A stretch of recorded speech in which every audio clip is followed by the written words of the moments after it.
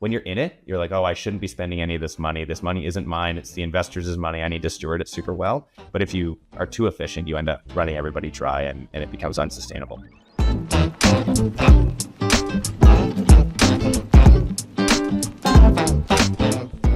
Before launching Startup TNT, Tim, you were an entrepreneur. Looking back on the early phase of your career, can you share an economic decision that didn't pan out as you had expected? Like I was saying, raising that sort of $1 million round is, when you're an entrepreneur, you're like, I don't know, how hard could it possibly be? And then you start to go and do it, and it ends up being trickier. Ironically, same sort of thing with raising a $5 million fund. It's the same teenager size amount of money. And this is prior to my time, but they had raised $300,000 as the sort of pre-seed money to be able to get things off the ground. The hard part is how hard you stretch that 300 grand.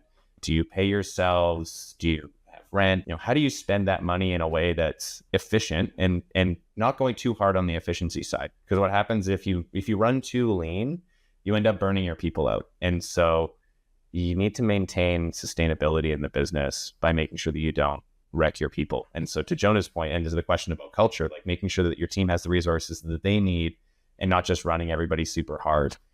Startup is super sexy from the outside. It's ultimately an economic decision, right? If you raise more money, you can hire more people, or you have a little bit more time and the stress is a little bit lower. And so it feels like when you're in it, you're like, oh, I shouldn't be spending any of this money. This money isn't mine. It's the investors' money. I need to steward it super well. But if you are too efficient, you end up running everybody dry and it becomes unsustainable. And so we exited, in part because it was the smart thing to do, but also in part because it was like everybody was sort of run super dry, and it was like, we need to tie our ship to one that's got a lot more resources and will pay everybody and treat everybody nice.